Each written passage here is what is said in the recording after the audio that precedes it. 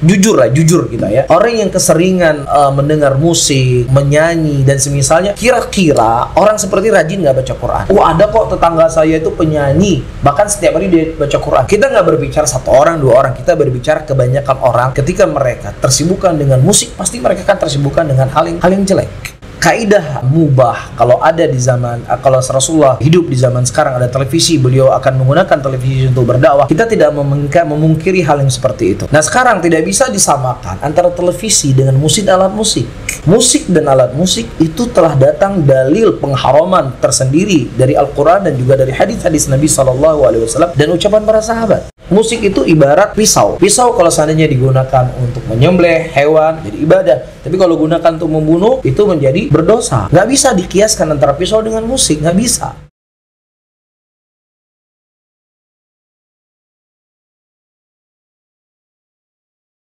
Bismillahirrahmanirrahim. Assalamualaikum warahmatullahi wabarakatuh. Waalaikumsalam warahmatullahi wabarakatuh. Alhamdulillahirrahmanirrahim. Ala wassalam. Apa kabar antum semua untuk hari ini?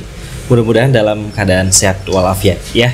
Alhamdulillah, sekarang ini kita sedang mendapat kesempatan untuk bisa live podcast di salah satu outlet cafe shop terkece di Banda Aceh ya. Ini salah satu tempat yang nyaman sekali di kawasan Batoh, tepatnya yaitu DNJ Snack and Drink.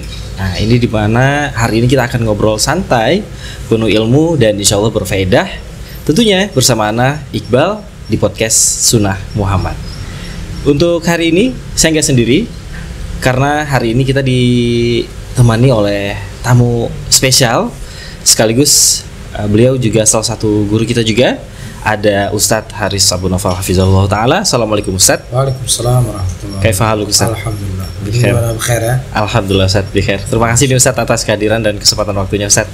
Masya Allah Ustadz, senang sekali hari ini kita bisa kembali duduk santai ngobrol sembari kita ngopi-ngopi gini Ustadz ya. Malam-malam ada kopinya nih. Boleh, nanti sekalian kita order ya. Tapi Ustadz, untuk di malam ini kita pengen sedikit tanya jawab tentang permasalahan di kehidupan kita sehari-hari Ustaz. Bisa dibilang beberapa peristiwa yang mungkin sering kita jumpai di masyarakat kita. Nah, kalau hari ini kita bicara tentang musik Ustaz, nah ini seperti tidak akan pernah bisa jauh dari kita. Kenapa kita pergi itu pasti ada musik. Nah, Ana pengen nanya nih Ustaz, ada beberapa pertanyaan yang hari ini bisa dibilang menjadi salah satu syubhat dari musik itu sendiri Ustadz. Karena ada yang mengatakan musik itu haram dengan beberapa alasan, diantaranya apabila suaranya fals itu mengganggu dan ini katanya haram Ustadz. Dan yang kedua, dikatakan haram karena suara sendok dan garpumu ketika makan sedangkan tetanggamu di sebelah sedang kelaparan. Nah, menyikapi syubhat yang hari ini kita lihat di masyarakat awam, sulit rasanya untuk menyeimbangi sebenarnya musik itu halal atau haram Ustaz. Masya Allah, terima kasih atas kesempatan yang diberikan. Sebenarnya pembahasan tentang musik ini ya sesuatu yang sudah dibahas oleh para ulama dan kitab-kitab mereka, dan juga para ustadz-ustadz, para guru-guru juga mereka sudah cukup luar biasa ya membahas tentang musik yang mereka menukilkan ayat dari Al-Quran, hadis-hadis dari Nabi SAW, dan juga mereka sudah membaca dari kitab-kitabnya para ulama tentang permasalahan tersebut, mulai dari Imam Syafi'i, mulai dari para imam-imam yang lainnya. Cuman sebenarnya ada masalah satu yang penting untuk yang harus kita pahami, yaitu siap tidak kita untuk menerima sesuatu yang itu adalah perkara yang dilarang dalam agama, ya, agar kita bisa benar-benar tulus dalam menjalankan apa yang Allah Subhanahu wa Ta'ala perintahkan dan Rasulnya, dan apa yang dilarang oleh Allah dan Rasulnya. Itu sebenarnya yang perlu untuk kita tata hati ini. Karena kalau berbicara dalilnya nggak jelas, ini begini, dalilnya ini begini, dalilnya begini, itu nggak ada jaminan kalau seandainya kita membawa sekian banyak ayat, kita membawa sekian banyak hadis, kita datangkan buku para ulama. Ketika hati seseorang tidak siap untuk menerima dan lebih dia mengikuti keinginan hatinya, maka walaupun datang Rasulullah sendiri, musik itu haram, Ya, atau datang Imam Syafi'i, musik itu haram. Ketika seseorang hatinya dia memang gak siap untuk menerima, dia tidak akan menerima. Ya, saya contohkan di zamannya Ali bin Abi Thalib radhiyallahu taala anhu, ada sekelompok manusia yang dia memproklamirkan diri mereka adalah pecinta Ahlul Bait. Jadi seorang laki-laki yang bernama Abdullah bin Sabah yang berasal dari negeri Yaman, dan dia bersama pengikutnya mengatakan bahwasanya Ali itu Tuhan kita. Ali itu Tuhan kita. Kemudian Ali sendiri yang mengingkari. Ya, jadi kalau seandainya misalnya yang mengingkarinya Muawiyah, ente hasad sama Ali, kan bisa saja dia berkata demikian. Tetapi Ali sendiri yang mengatakan saya ini bukan Tuhan. Ya, bahkan Ali sendiri yang membakar mereka hidup-hidup ketika mereka mengatakan Ali itu sebagai Tuhan. Apa yang mereka yakini ketika mereka akan dibakar? Apakah mereka bertobat? Mereka itu semakin sesat. Sampai-sampai mereka mengatakan, ya, la yu'adzibun nar illa rabbun nar. Tidak ada yang mengadab sesuatu dengan api kecuali pemilik api. Siapa pemilik api? Allah. Berarti semakin yakin mereka kalau Ali itu sebagai Tuhan mereka. Ya, jadi sebenarnya kejujuran seseorang untuk tunduk dan patuh apa yang datang dari Al-Quran dan Sunnah, bukan tidak jelasnya hukum ini sebenarnya. Yang pertama. Yang kedua, ketika seseorang membawa sebuah logika, ya, yang haram itu adalah ketika bunyi suara piring dan suara sendok yang tetangganya lapar. Sekarang saya misalnya makannya nasi bungkus, saya makan nasi bungkus, oke. Kemudian saya makannya pakai tangan, nggak terdengar suara piring, nggak terdengar suara sendok. Kemudian saya buang nasi bungkus saya, tetangga saya lapar. Tetap haram atau tidak? Tetap haram kan? Jadi masalah ucapan tersebut bukan lari kepada sendoknya atau bukan lari kepada piringnya, tetapi kita membiarkan saudara kita lapar. Itu kita sepakat. Tapi kalau seandainya seseorang membawa logika, ya, yang haram itulah suara sendok dan suara piring yang beradu, maksudnya itu sebenarnya suara musik. Itu kata misalnya yang dia maksudkan seperti itu suara musik. Tapi suara menciptakan nada. Nah, itu suara musik. Nah, suara musik itulah yang membuat saudara kamu itu lapar. Lapar itulah yang membuat kamu berdosa. Nah, kalau dia ingin maksudkan itu dengannya menghalalkan musik, sepengetahuan saya yang cukup minim dalam memahami agama ini, tidak ada sebuah nas yang datang dari Al-Quran dan Sunnah itu terhapus dengan permisalan-permisalan. Yang ada dalam pembahasan ilmu usul, ada sebuah ayat yang umum, kemudian ayat tersebut atau hadis tersebut dikhususkan dengan ayat dan hadis. Iya, atau ada sebuah ayat yang sifatnya mutlak atau hadis yang sifatnya mutlak, kemudian datang ayat dan hadis yang lain yang mengkaitkan kemutlakan tersebut. Atau ada ayat-ayat yang itu menerangkan tentang sebuah hukum atau hadis, kemudian datang yang memansuhkannya, datang yang menghapuskannya. Ya, jadi datang ayat Al-Quran tentang musik, datang hadis tentang haramnya musik, kemudian hilang mansuh itu hukum, ya, atau terhapus hukum tersebut dikarenakan suara sendok dengan suara musik. Saya nggak pernah mengetahui ada ulama dari kalangan ulama-ulama yang mereka memang punya keahlian dalam ilmu agama, terhapusnya sebuah dalil dikarenakan sebuah permisalan. Itu satu. Yang kedua, yang ketiga, kalau kita mendefinisikan musik dari para pemusik, jadi musik itu adalah sesuatu nada yang memang dia memiliki nada do, re, mi, fa, sol, la, si, do. Ya enggak? Ada nada-nadanya. Ya, jadi para pemusik ketika misalnya dia nggak katakan itu musik. Ya, karena musik itu sudah ada ketentuan nadanya. Ketika misalnya ketukannya. Ya, ketukannya sekian, ini sekian, ini sekian, itu namanya musik. Tapi kalau suara begini-begini itu tidak ada yang mengatakan musik. Itu lebih ke sound effect, Ustaz. Iya, saya nggak ngerti apa istilahnya sound effect atau lain sebagainya. Ya, atau suara-suara kan banyak, nggak mesti suara piring. Di sana ada suara burung. Di sana ada suara burung, suara angin. Iya, ada suara angin dan lain sebagainya. Nah, Rasulullah SAW ketika beliau menyebutkan tentang haramnya musik, ya, tentang haramnya alat musik, dan juga begitu para sahabat Rasulullah SAW, mereka mendengar nggak suara burung? Mereka mendengar nggak suara piring? Mereka mendengar nggak suara angin? Mereka mendengar nggak suara air, ombak dan semisalnya yang juga bersuara? Ya, tetapi itu sesuatu yang didiamkan oleh mereka. Nah, sesuatu yang didiamkan oleh mereka itu menunjukkan sesuatu itu adalah hal yang boleh. Iya, tetapi yang disebutkan oleh Nabi SAW itulah musik dan alat musik yang itu sudah ada kaidah dan ketentuan sendiri kapan sesuatu itu suara dikatakan musik. Ya, kapan bunyi-bunyian itu dikatakan musik. Ya, jadi ini yang ketiga. Yang keempat, selanjutnya mereka sebenarnya ingin menabrak-nabrakan sesuatu perkara dengan perkara yang lainnya. Dan ini sangat diperangi oleh para ulama kita terdahulu. Ya, Imam Ahmad rahimahullah menyebutkan dalam Ushulus Sunnah, ya, jangan kau membuat permisalan-permisalan yang kemudian engkau menabrakkan antara satu dalil dengan dalil yang lainnya. Ya, ini bukan thariqah cara seseorang memahami Al-Quran dan memahami sunnah Rasulullah SAW. Kalau seandainya seseorang memahami agama itu dengan logika, maka seharusnya Nabi Ibrahim lah yang harus lebih berlogika dalam beragama. Ketika Allah memerintahkan beliau untuk menyembelih anaknya satu-satunya yang beliau miliki. Iya, beliau nggak mengatakan, yang maksudnya disembelih adalah waktu saya supaya saya lebih fokus dengan anak saya. Yang harus disembelih adalah hewan peliharaan anak saya. Enggak ada. Ya, kalau seandainya beliau ingin membawa ke kiri, membawa ke kanan, beliau yang lebih pantas untuk melakukannya. Karena beliau satu-satunya anak yang beliau miliki pada waktu itu disuruh sembelih sama Allah. Tapi benar beliau sembelih. Karena memang sebuah nas itu difahami sebagaimana dhahirnya. Ya, kemudian dhahir itu bisa berubah kepada makna yang lain, datang dalil yang lainnya, bukan dengan logika-logika manusia yang kemudian menghapuskan hukum Allah Subhanahu wa taala. Seperti itu. Masya Allah, sudah cukup jelas berarti Ustadz bahwasanya musik itu memang jelas dalilnya itu haram. Tapi Ustadz, hari ini kita mendengar banyak sekali syubhat-syubhat tentang musik. Salah satunya hukum apabila musik dapat membawa ketaatan. Katakanlah seperti musik-musik religi nih Ustadz. Nah, apakah ini juga bertentangan dengan hukum Islam Ustadz?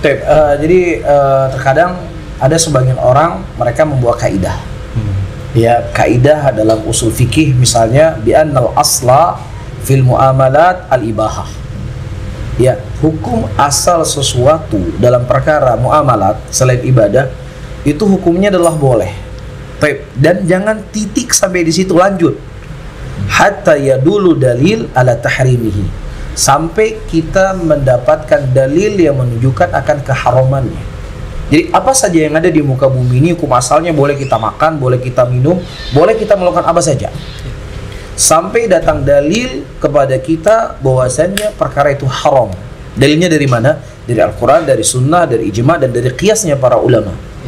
Jadi jangan berhenti hukum asal segala sesuatu adalah mubah. Ya, tetapi dia harus melanjutkan sampai datang dalil yang mengharamkan perkara tersebut. Nah sekarang, apakah ada dalil dari Al-Quran? Apakah ada dalil dari Sunnah Rasulullah SAW yang mana Allah Subhanahu wa taala dan Rasulnya mengharamkan perkara tersebut? Dalam sebuah ayat yang mungkin walaupun ini perkara yang sudah cukup sering dibahas oleh para guru-guru, ya Allah Subhanahu wa taala mengatakan wa minan nasi may yashtari lahwal hadits liyudhilla an sabilillah. Ya, ada di antara manusia yang mereka menggunakan lahwal hadits untuk menyesatkan manusia dari jalan Allah. Nah, lahwal hadits ini ternukilkan dari Abdullah bin Mas'udin radhiyallahu ta'ala anhu, di mana beliau ya bersumpah dengan nama Allah Subhanahu wa taala, ya tidak ada ilah yang berhak disembah kecuali Allah, bahwasannya yang diinginkan dengan lahwal hadis, kata beliau radhiyallahu ta'ala anhu, adalah al-ghina. Ya, dan juga ditafsirkan oleh Abdullah bin Abbas, dan juga datang riwayat dari Sa'id bin Jubair. Ya, dan juga datang dari sahabat-sahabat yang lainnya yang mereka mengatakan lahwal hadis itu adalah musik. Dan juga datang hadis dari Nabi SAW, la yakunanna min ummati aqwamun yastahiluna hirwal harir wal khamar wal ma'azif, bahwasannya akan datang daripada umatku yang mereka akan menghalalkan zina, menghalalkan kain sutra, menghalalkan khamar, dan menghalalkan alat-alat musik. Ya, jadi misalnya sekarang tidak ada hadis satupun dari Al-Quran, dari Rasulullah, tidak juga ayat satupun yang menjelaskan tentang haramnya musik. Kita sepakat pakai kaidah segala sesuatu hukum asalnya adalah mubah sampai datang dalil yang mengharamkan. Tetapi masalahnya sekarang datang dalil yang sangat banyak dari Al-Quran dan hadis Rasulullah, dari penjelasan dari para sahabat Rasulullah dan juga dari para ulama. Jadi apalagi? Ya, apalagi kecuali kita harus menerima apa yang datang dari Allah dan Rasulnya. Kalau memang kita benar-benar jujur dalam beragama. Itu sebenarnya yang saya kembali kepada poin yang saya sebutkan tadi. Kejujuran hati kita itu tuh menerima kebenaran. Itu sebenarnya karena memang kebenaran itu adalah sesuatu yang memang sudah jelas, sudah nyata. Bagaimana tidak? Karena sesuatu yang datang dari Allah nggak mungkin tersamarkan. Benar. Ya, tetapi hati kita ini yang sebenarnya perlu kita persiapkan itu sendiri. Iya. Tapi Allah langsung. Masya Allah. Karena bisa dibilang Ustaz salah satu terkejut juga mendengar kabar yang bahwasanya banyak sekali yang mengatakan bahwa mungkin kalau di zaman Rasul ada TV, TV juga bisa dijadikan sebagai sarana dakwah. Tapi dengan adanya musik, ya ini bisa juga dimanfaatkan untuk kebaikan sekaligus menjadi sarana berdakwah juga Ustaz. Nah, menyikapi fenomena ini gimana Ustaz? Jadi kita perlu ketahui di sini ya, di dalam pembahasan ahkam hukum itu kan berketerkaitan dengan perbuatan manusia yang mereka terbebani syariat. Iya. Dan yang namanya zat itu nggak dibahas dalam hukum. Misalnya apa hukumnya HP? Nggak ada hukum pada HP, nggak ada. Yang ada hukumnya apa, hukum beli HP, apa hukum jual HP, apa hukum menggunakan HP. Nah begitu juga sekarang alat musik, nggak ada hukum pada alat musik. Apa hukum gitar? Apa dulu hukum gitar nih? Ini kan dat itu nggak ada hukum. Ditanya apa hukumnya beli gitar, apa hukumnya jual gitar, apa hukumnya mainkan gitar, apa hukumnya koleksi gitar. Nah itu di situ baru ada hukum. Ya kita sepakat kaidah seperti ini. Cuman sekarang para teman-teman semuanya ya, kaidah mubah kalau ada di zaman kalau Rasulullah hidup di zaman sekarang ada televisi, beliau akan menggunakan televisi untuk berdakwah. Kita tidak memungkiri hal yang seperti itu. Nah sekarang tidak bisa disamakan antara televisi dengan musik dan alat musik. Musik dan alat musik itu telah datang dalil pengharaman tersendiri dari Al-Quran dan juga dari hadis-hadis Nabi SAW dan ucapan para sahabat. Iya, sehingga sesuatu perkara yang zatnya itu adalah haram tidak bisa dijadikan wasilah, tidak bisa dijadikan jalan untuk tujuan yang sedang dia capai.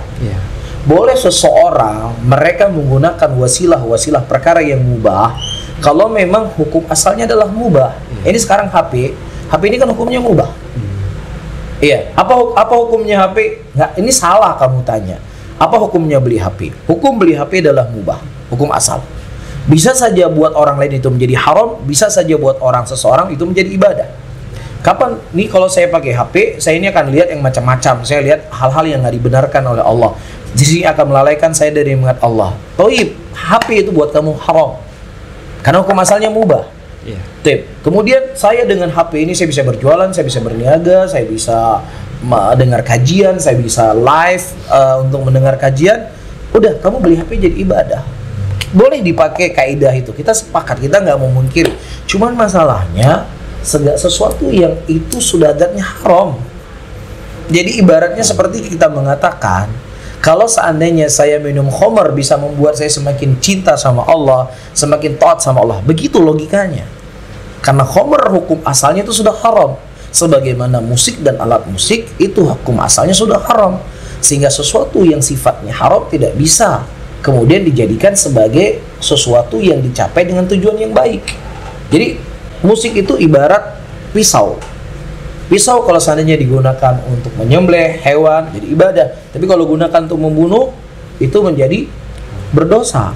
Nggak bisa dikiaskan antara pisau dengan musik, nggak bisa. Karena musik itu sudah datang dalil pengharamannya dari Nabi SAW. Ya, jadi sesuatu kegunaan yang berbeda.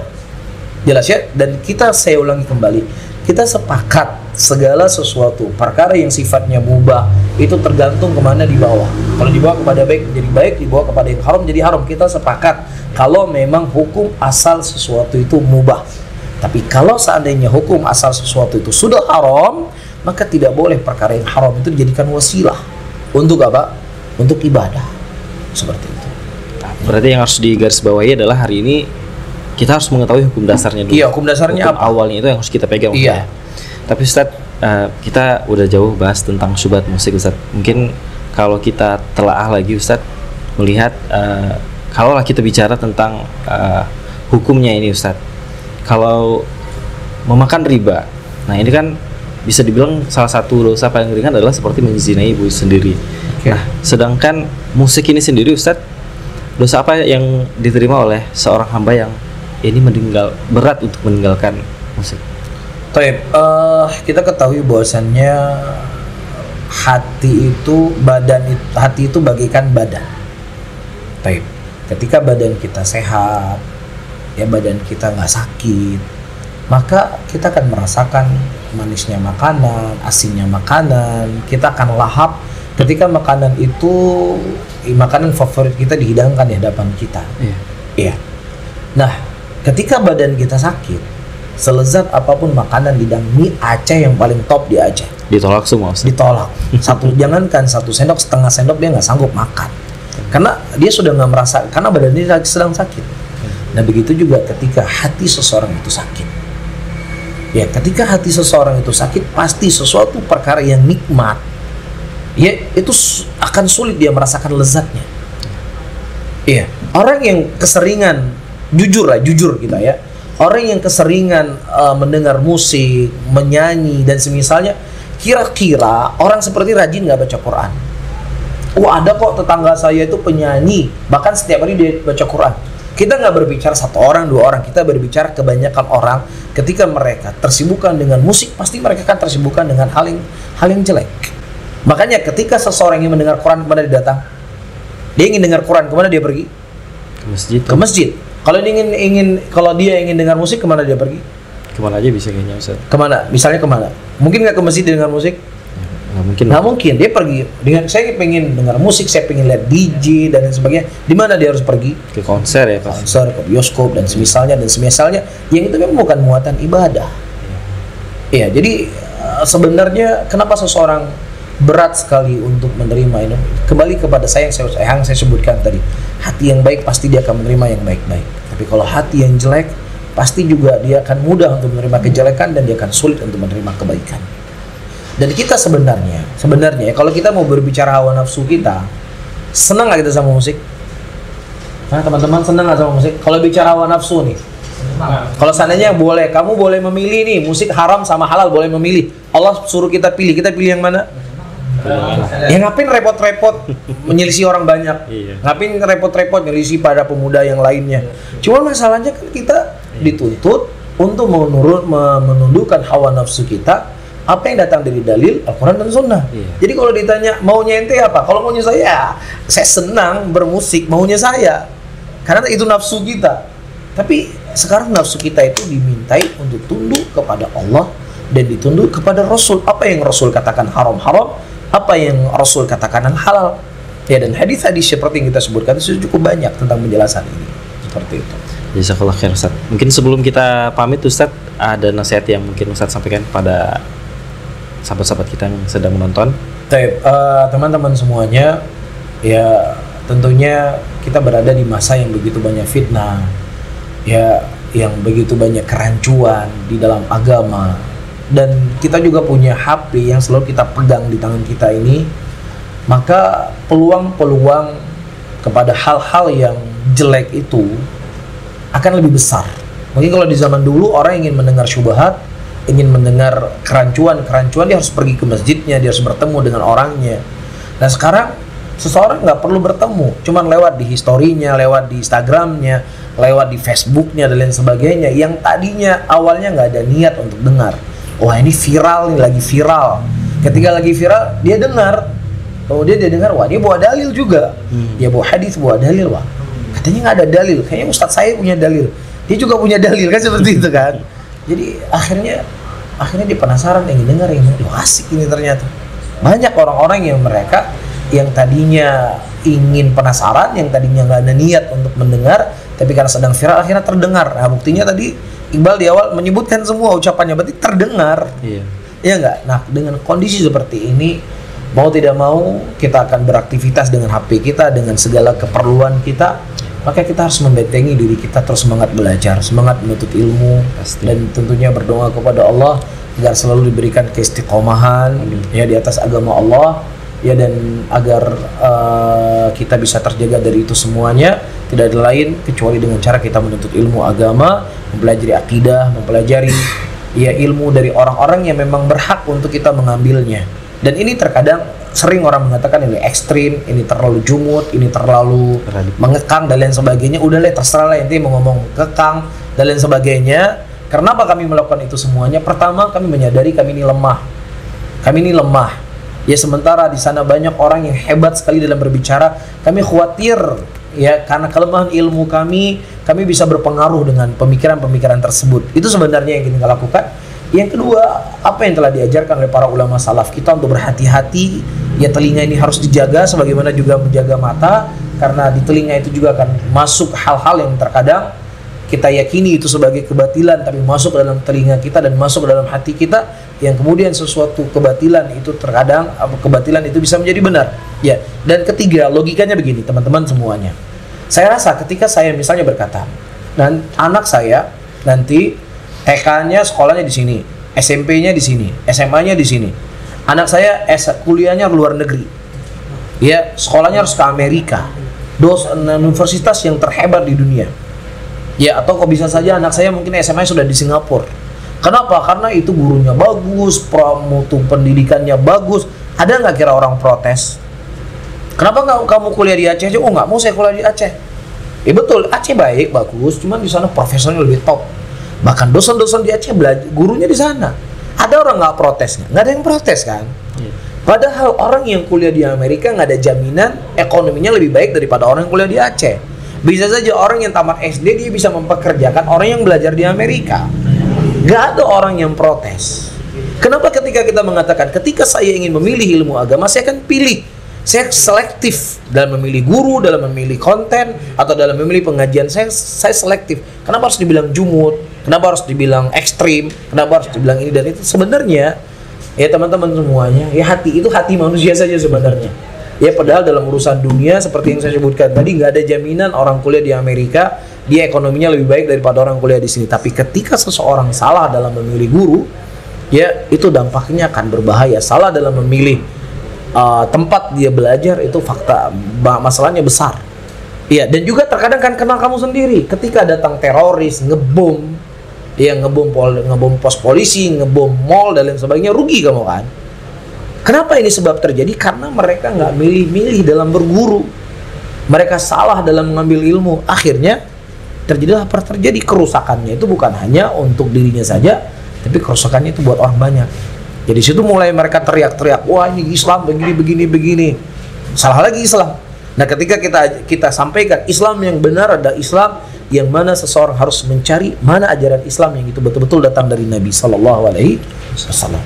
Wallahu a'lam. Jazakallah khair Ustaz atas informasinya untuk hari ini. Mudah-mudahan apa yang disampaikan Ustaz tadi bisa menjadi faedah ilmu untuk kita semua yang sedang menonton, dan terima kasih banyak untuk atensinya bagi semua penonton kami. Jangan lupa untuk isi komentar di kolom komentarnya, dan jangan lupa untuk terus saksikan kami di YouTube channel Sunnah Muhammad, dan kita akan kembali berjumpa di episode podcast selanjutnya. Barakallahu fikum. Assalamualaikum warahmatullahi wabarakatuh.